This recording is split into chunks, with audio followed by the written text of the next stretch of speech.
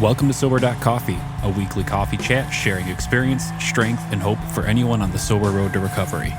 You can download Sober.Coffee weekly on all podcast platforms and check us out on Instagram at Sober.Coffee Podcast and on Twitter at Sober.Coffee Pod. To learn more about us and to help support these sessions, visit online at Sober.Coffee. Here are your hosts, two guys on their own path to recovery, Mike and Glenn. Let's join them at the coffee shop. La la la la. Man, that was last week. Really? I'm off a week. That was last week. What's the song for New Year's? Old Lang Syne, I guess. The Old Lang Syne. Happy New Year, brother. Yeah, happy New Year 2026. too, yeah. Man, I'll tell you what. I was just sitting here thinking, this is our fifth. Mm-hmm. New Year's together. Right? Our fifth Right. New Year's episode.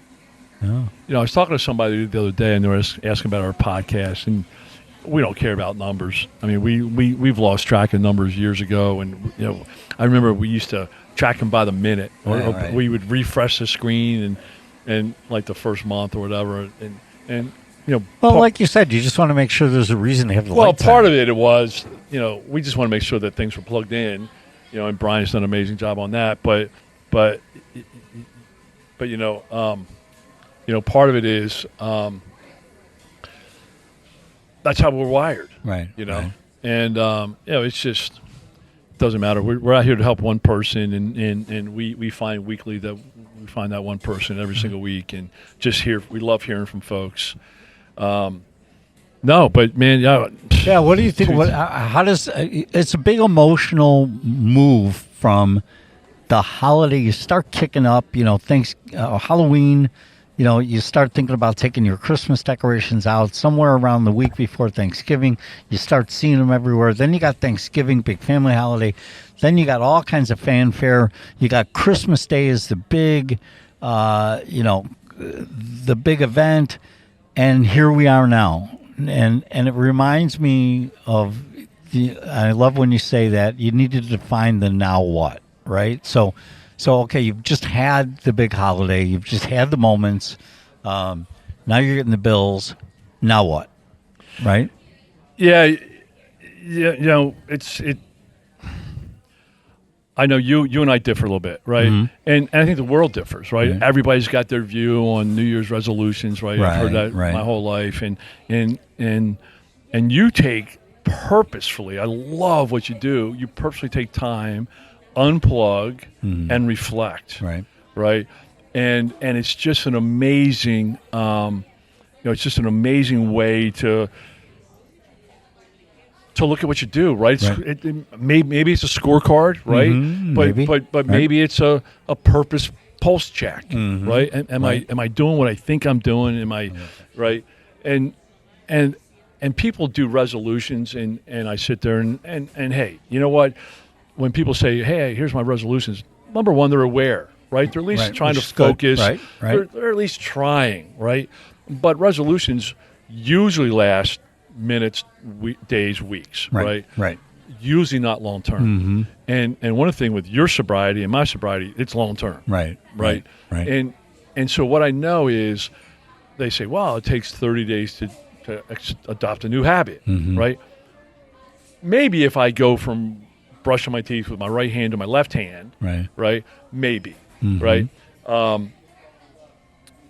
with alcohol, not 30 days. No. I mean, I'm still working on it 10 years later, right? Because your brain, how your brain's wired in the dopamine, the crack brain and all that, it's, it's almost like, teeth. People get braces and they'll say, hey, wear your retainer, right? That's almost like the AA going to meetings and keep it going, right? And then they don't wear the retainer, and guess what happens? Yeah. Their teeth change back over time, right? There's bad habits, the character defects, and so I look at AA as the retainer, ongoing AA meetings. But I love being able to check in and look at progress, right? Am I still in the pool? What am I doing? What do I want to accomplish, right? Where's my passion, purpose, and drive, right? Do a pulse check on that, and I know you do it very, very purposeful. Right. Well, I appreciate. I'm just sitting here thinking about what you say, and what the AA meetings do for me is they remind me to pay attention to the way I'm thinking, really, not acting, because acting is a byproduct of my thoughts, right? Yep. For the most part. So, if I start thinking the way I did, that's my teeth going back the way they were, right? If I start getting snapping off, getting angry at somebody because of what they did to me, that's one of my teeth going back to the way it was. I have to pay attention to that anger. And the meetings, somebody ultimately will say something in the meeting about anger, or it's going to be about thankfulness, and then their job, I'm going to hear anger. Right? Yep. Because I'm at a point where I know if I begin to think like I did before, I'm going to get what I got before. And that scares the shit out of me. I mean, I love the Invisalign, the retainer metaphor, because Jen will put it back in after, she'll miss a couple of days, she'll put it back in. She goes, oh, man, it's tight. Mm-hmm. That's how quick that things move, right? Yep. And it's almost like, if we go a long time between meetings, you can tell, or people around us can tell and say, hey, you're adjusting, you're changing back to old patterns, old ways, old defects. I mean, I have some character defects that I'm in love with. They work well, they're very sexy, but they're not good, right? And so that's why, putting a retainer on, and so that's why I love, I look at year to year, kind of since 2019 versus 2026, that's 7 years. I have really noticed my year has gotten progressively better and better and better. In fact, 2019, I said without a shadow of a doubt, best year of my life. Right. I said the same thing in 2021 too, and 2025, you just can't make this stuff up. Right. I mean, I don't, and that's where I know I've got step 3, God's will. I've got him driving the bus. There's no way that Glenn, in any wild imagination, Glenn could put together the life I had in 2025. Right. I just couldn't. That's frustrating, I think, to hear if you're not there. But it's also that fragment of hope that someone's got to grab onto, that over time this thing works. It works, that your year is better, better, better. I think people early in the program are like, but it's not getting better. I'm still struggling in so many areas. It's not getting better, and my heart goes out to them, because if they just set their eyes on the hope of the future and then act accordingly, I don't know. Yeah, so you just molted. I'm not sure what the right word is, but you just put a number of thoughts that because you're right. So first of all, one of the cool things about our church that I latch on to is every holiday, right? It's Thanksgiving, it's Christmas, New Year's. They recognize the buoyancy, right? The emotional lift of the holiday, and everybody's hugging and loving. But one of the things I love is, hey, while we recognize that, we also recognize there's people sitting here in enormous pain, emotional pain, where maybe they're just found out last week they're getting a divorce, or they lost their kid to cancer 3 weeks ago, right?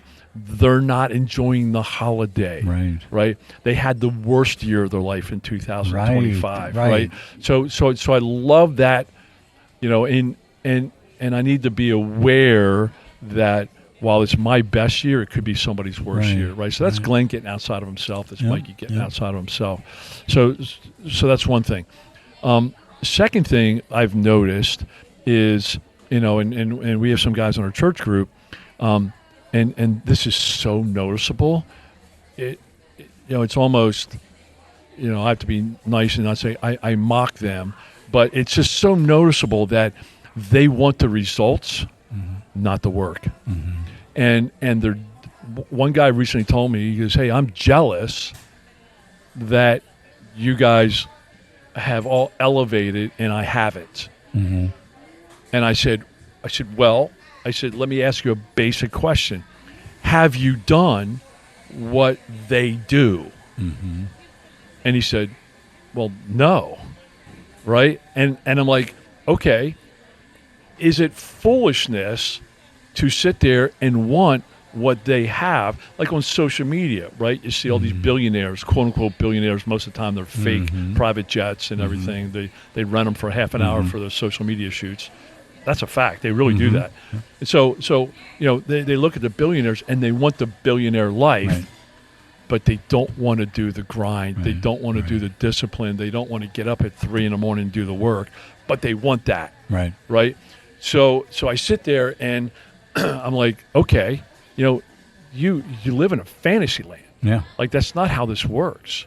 Right. And so to sit here and say, hey, I had the best year of my life, didn't happen by accident. I mean, I do amazing grind. I know you do amazing grind. We do the work. When other people are sleeping, when other people are sitting on the couch watching MASH, while other people are, sitting playing video games or, going golfing for 8 hours, and there's nothing wrong with going golfing. But I can accomplish, I haven't golfed in 2 years. I can accomplish a lot of stuff in 8 hours. Right?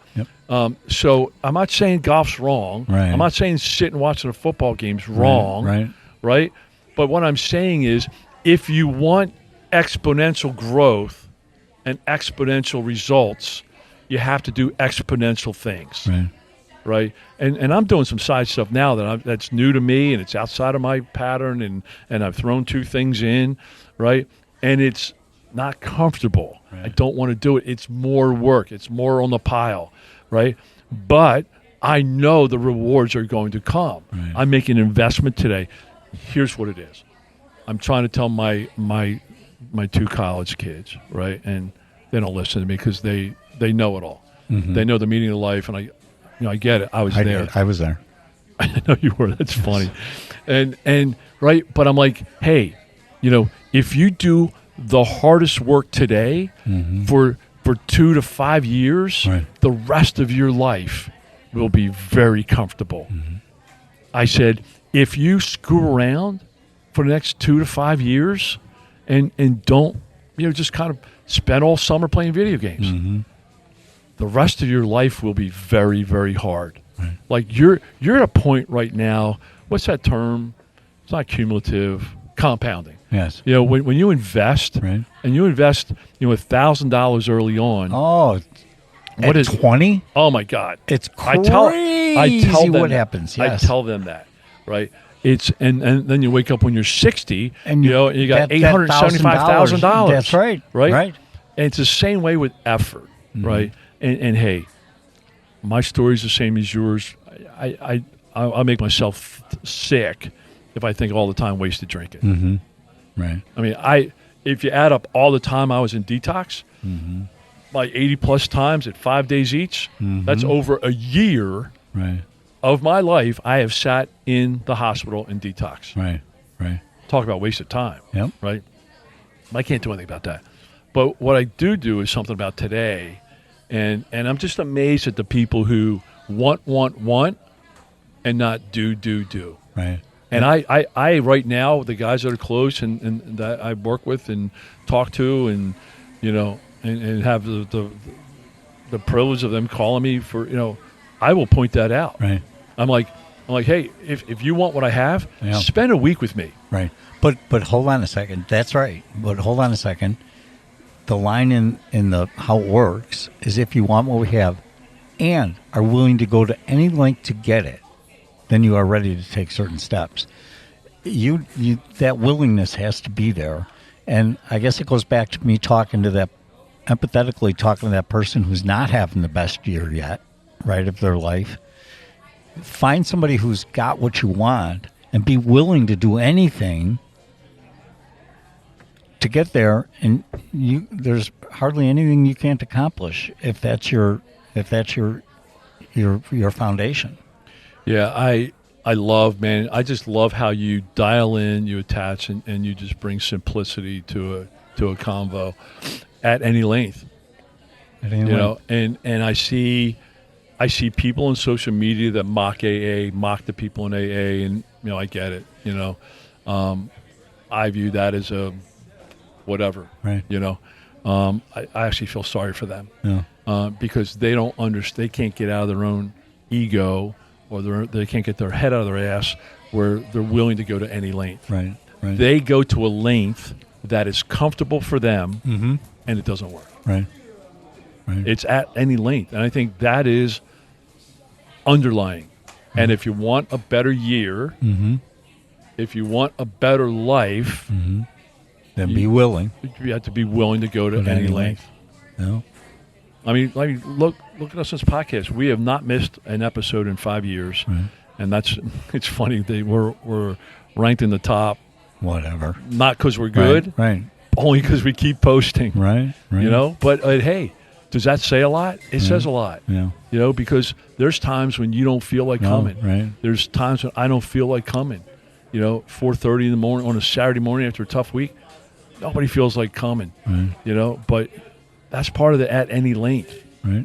You know, and you know, I love you and your calendar. I hope you do your calendar analysis. I do. Your colors. I look back. I got colors, and Google makes it super simple. I was going to actually take you a snapshot the other day because I was so heavy blue. Blue is work, right? So, you know, as I carve out time during the week, and then even as I'm working through, if I was going to go to church group, but I ended up going to work, that changes from purple to blue. I know it sounds excessive, but it just gives me a good snapshot of where my effort is spent, you know, and where my time is spent. And if I don't see any red, which is my color, I need time for myself, right? And that's part of willing to go to any length to get it, is carving out time for myself, my health, mental, physically. Yeah, you know what? There is such a winning way out there. There is. You know, I think part of it, I mean, our men's group, we're going through, you know, purpose-driven life. Yeah, right. You know, what's your passion, purpose, and drive? What should you be living for? Right. You know, it's funny because I'm watching people's gears change. I'm getting chills. As soon as I get chills, man, I know I'm supposed to pay attention, that I'm in the room where it happens.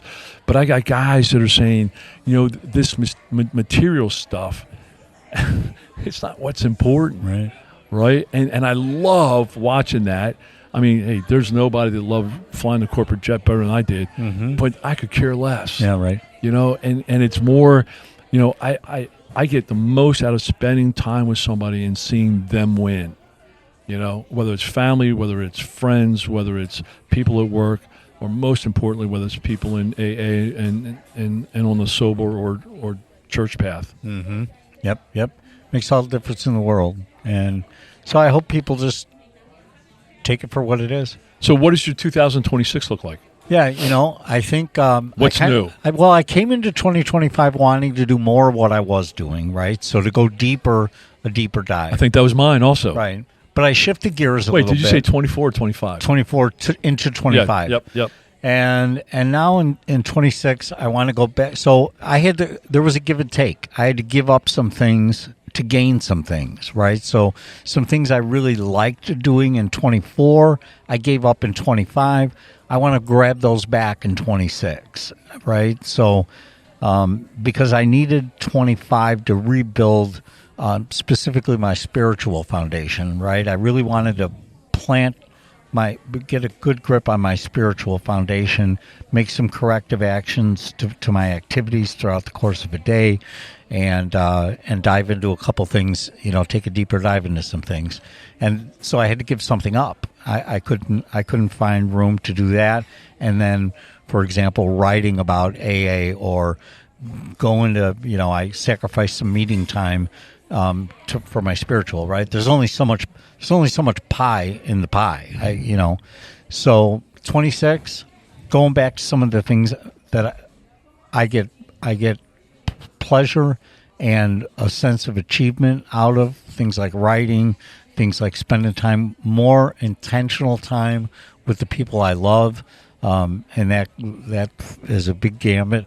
So I was a little selfish in retrospect in 25. I'll really take a look at that and then just kind of sit on that during my little respite period here going into 26, and I might have a surprise or two, because normally when I slow myself down, amazing things happen. When I'm running, I sometimes miss what's on the side of the road that I should be appreciating.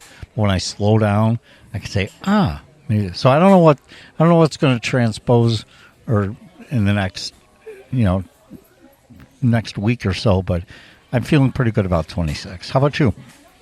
Well, let me clarify. Let me do a follow-up for you. Yeah. Do you see any new projects as you do all that clearing? Do you see any new projects in 26? Could be new projects, yep. It could be new projects. It's certainly rekindling some projects I had been working on that I put it into second place intentionally, and I want to bring them back to the forefront. Like writing the blog is one thing. I was literally going to ask you. Yeah. I was going to say, hey, is in 2026, do we see the writing? The writings come back? Indeed. Yeah, that's awesome. Something I enjoy doing. I think it's it's both cathartic and I was just going to use that C word, and valuable. And valuable, yeah. Hopefully somebody finds value in it. People who like to listen. You've heard that read. It's valuable. Yeah. Right, totally.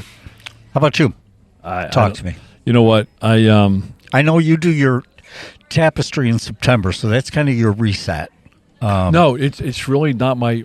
It's my barometer. It's your barometer on 25. So big learnings. There were a couple things I wanted to tighten up before the end of the year. Mm-hmm. And it's just amazing how you put, what gets measured gets managed. Yep, right. I think that's and just amazing how those things are tightening up but they're more keeping me on the path, right, than new things. Frankly, I don't have room for anything new. Mm-hmm. I have a project that's been on the back burner that I'm going to get in high gear, but I know about that, right? Mm-hmm. I think there's going to be shifting amongst things that I'm working on. I think I just want continue to deliver, go deeper. And then one of my keys for 26, because I don't have any new projects, is just to be open, right? Because when I say, hey, God, I'll do your will, I keep joking that he doesn't fill out my Outlook calendar, but when I stay open and available, you just never know what's going to hit. And so I just want to keep doing. I mean, you and I both have many things going on. Mm-hmm. I just want to continue to deliver. Just recently I had a guy reach out, can you help me with my gambling problem? I'm like, I don't have a gambling problem, but I can show you the principles of the 12 steps, and let's start applying those. So I never know what the next phone call is going to bring. All I know is my family's growing. I just love serving them. Just find ways to continue to serve. But I don't have any new projects. I could care less. That's a good thing. I mean, that was pretty much what I came into 25 with, and I'm very content with how 25 played out because I was open. So I think that's a great plan. I'm just amazed at how all this works. Right. I love what you say. If you think I don't have time for this, but you just let it take on the commitment, let it happen, and it's amazing. I forget how you say it, but it's amazing. You'll find time. A project that you know is going to take you 3 hours. Let's say do a spreadsheet or put together a report that you know is going to take 3 hours. All of a sudden, because you made another commitment, all of a sudden it's taking you an hour to do, and that gives you up 2.5 hours to do other stuff. So do you think that's by accident? No, absolutely not. Yeah. I think, in fact, what I know is, and I need to have the confidence to be able to say I know versus I think. Mm-hmm. I know this is how it works. If you're living God's purpose, and I think if you pray for things and you're on the dartboard of God's purpose, I think you'll see prayer answered like you have never seen it answered before in your life. And I just think things work out. Right. In ways, it's almost like the Moses part in the waters. Right. I'm telling you, I have so many examples of that. It's not even funny. And I've also, there's a guy, I'm talking to, and he's got an opportunity. He says, Glenn, I just don't have time. And I'm like, you don't have time not to do it. Right. And I said, look, and he trusts me. I said, look, just say yes. And I said, and watch it work. Right. And I've told guys that before, and I get the phone call afterwards like, Glenn, I can't even explain it to you. Right. Like, I had no time for that. But it just, when you're living your purpose, it is a superpower. And it's so ridiculous. It's almost like tarot cards or psychic readings. It doesn't make sense in this world. Right. But when you live in the spiritual, supernatural, I'm not talking about the funky stuff. I'm just talking about when you live for God and you live for God's will, I'm telling you, there is stuff. I mean, it's so recognizable. Things that took me 3 hours, it takes me an hour. Now I got 2 extra hours, right? And I'm like, I don't have time to talk to that guy. Mm-hmm. You know, I have a guy that wants to sit and meet with me for an hour. I don't have time. Mm-hmm. You know what I said to him? Absolutely. Because it's fun watching everything else just work. Right. You know, and not only work, but the results are amazing. And so I just say, look, man, when you're pressed for time, you know, just say yes, just do it, you know, and let God, you know, let God do the work. You know, just be his worker, just be his channel. Right. How influential was The Purpose-Driven Life by Rick Warren, the book? How influential was that on your ability to kind of get in line with what your purpose is? So I've done it twice. Yeah. The first time I did it was September 2014 when I was in my 4-month program, and I was at zero. Right. I had everything I owned. I drove around in my car. Right. I had $800. I had no job. I had nobody in this world. Zero family. So you get this book. So zero family. Yeah. And I sat there and I said, you know, God, I will do, because I tried everything else in this world. I tried all Glen Power, and everything was failing. So I said, I knew God was true north, and I said, God, I will do anything you want me to do. I literally said, God, I have a blank dry erase board. You can write anything on that, and I will do it. You want me to go to Africa, I'll go to Africa. Right. You want me to go to Colorado, and I will do whatever you want me to do. I said, I only have 2 conditions, God, because I'm telling God how to do it. Sure. I said, just make sure it's clear, because my brain can come up with some pretty funky ideas. Right. I said, and grandiose, stupid ideas. Just make sure it's clear that's your will. I said, secondly, give me the money. Right. I said, I don't have any money, so don't give me something where I don't have money and I can't. Just work it all out for me. Right. Right. And that was my prayer. And right after that, you know, I started going to the church, and that was amazing. You know, signs from that, and then it was right after that a guy from that church, the addiction pastor. How many churches have an addiction pastor? That's great. But the guy spent 3 1-hour sessions a week with me, and he gave me this book. Right. So I'm saying, okay, I'm supposed to have this Purpose-Driven Life by Rick Warren. So I started doing the book, and I did it so diligently. Right. And what I got out of it, the 2 main things I got out of it was, you know, live for God. Right. Start having him as your higher power. Start letting him drive the bus. And secondly, you know, serve others. Right. Relentlessly when you don't want to. And they're my 2 themes, and I started living by it. And now our church group, our Monday Night Church group, is doing Purpose-Driven Life. And you know, I live my purpose today. I know my purpose without a shadow of a doubt. I don't question anything. I know my purpose. When I wake up in the morning, I know my purpose for that day. Page 86, I know what I'm going to knock out that day, and what I'm living for. But it's sharpened my pencil, recommitted me. But my biggest thing is my second part of my purpose is now I can help others find their purpose. Right. Can I just say, this is great. This is a podcast. We've probably been on for chatting for 20 minutes. I guess what I'd like to say to anybody who's listening, who's really struggling with their purpose in life, struggling with life in general, not super thankful, kind of out there. I guess I get no money for saying this, but there's an action item. If you're willing to go to any length right now would be go buy the book, Purpose-Driven Life by Rick Warren, and spend the next 40 days exploring what a new opportunity could look like for you. You know, I just think life-changing. Yeah, I just think I didn't want to leave people with, oh yeah, Glenn's got it all. Well, you know, Glenn does have it all. From my vantage, Glenn's got it all. He's got what I want, and I'm willing to go to any length to get what he's got.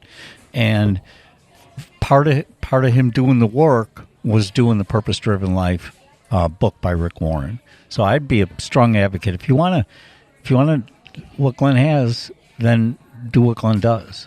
I had a guy recently, and that's the same with you. I had a guy recently, say, "Hey, man, this whole purpose thing, I can't figure out my purpose for my life." I'm like, "Are you?" He's from our church group. I'm like, "Are you doing purpose-driven life?" Right. He goes, "No, I don't have time for it." Yeah.